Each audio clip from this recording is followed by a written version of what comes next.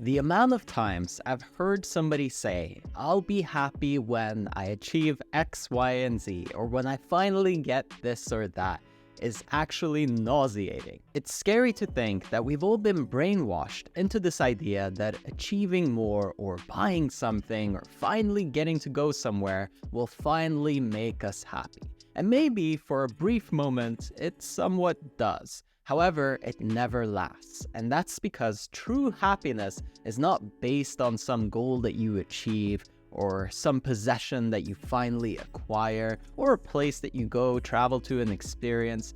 It's something that happens internally. Happiness is an inside job, and I wish I knew that when I was 12. I think that most of your life would be lived very differently if you realized that no matter what you achieve or attain, it won't make you truly fulfilled. It's your job and your responsibility to make sure that you are a happy human being. It's something that you have to work on proactively and take charge of. Otherwise, it will just kind of end up random. And if you leave it to chance, it's very likely that you'll be on a roller coaster ride for your entire life. So, to take control of it, let's start with the simple part. Your perspective is something that you can very heavily influence and control. How you look at something can very quickly be changed.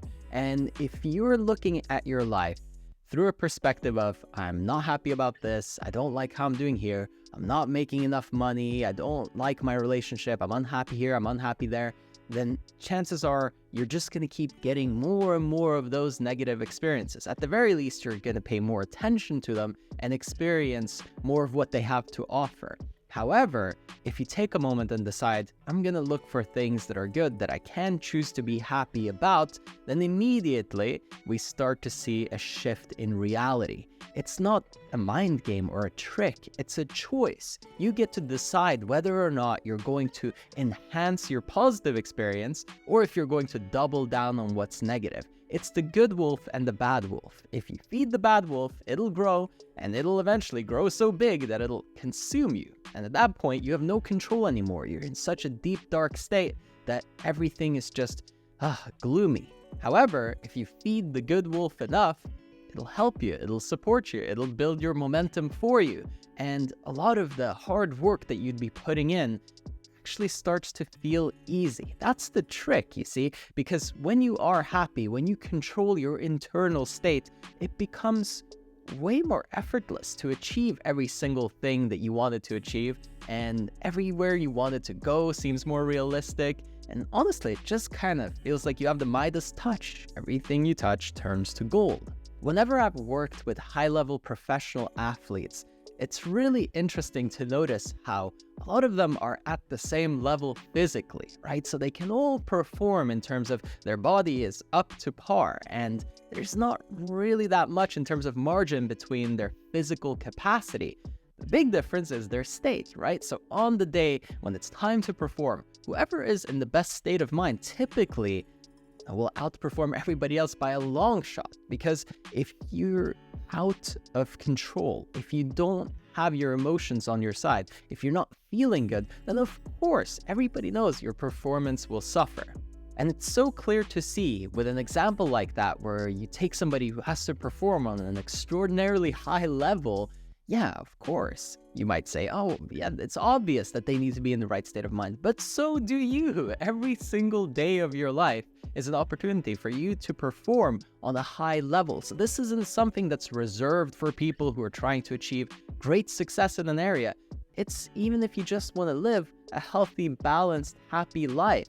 If you just kind of wing it and see what happens, then your results will look very, very, very similar to something random. So start by taking charge of your perspective, but then take the next step as well and ask yourself, if I was happy, if I was fulfilled, how would I behave?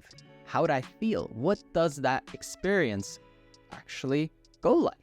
Let me take a look and, just kind of preview it in your mind.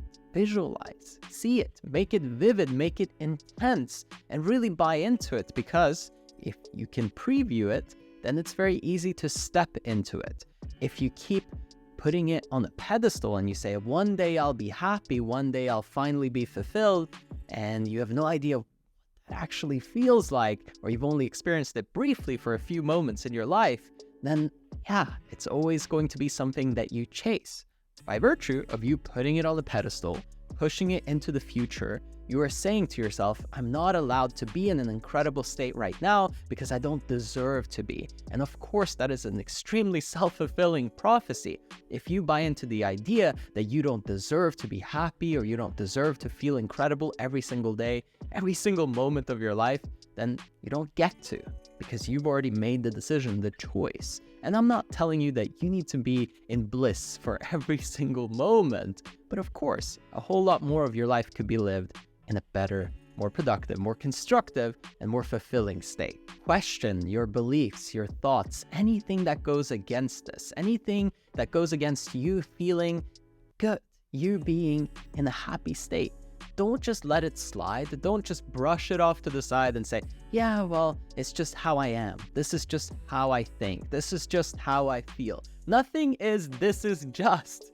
Why is that an excuse that everybody wants to use? I remember using it myself. It's just the default. It's lazy, right?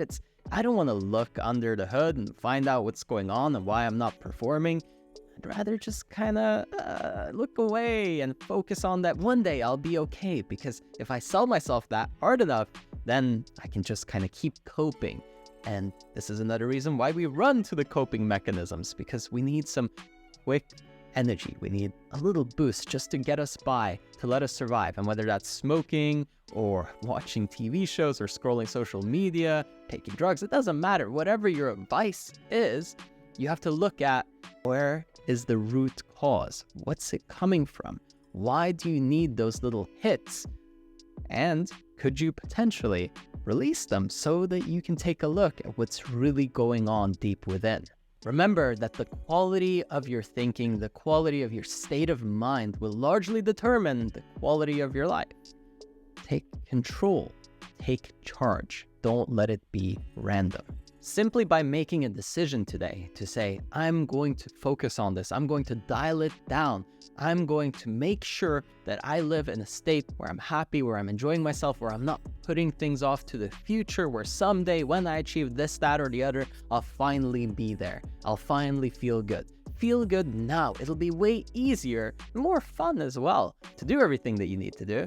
And yeah, you'll enjoy the journey a whole lot more.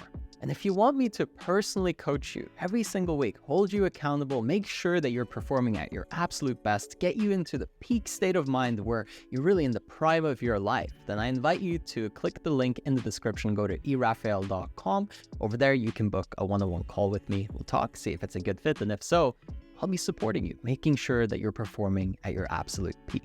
Again, if you want to take advantage of it, go to erafael.com. Link is in the description. As always, I hope that you enjoyed this one, and I will catch you on the next one.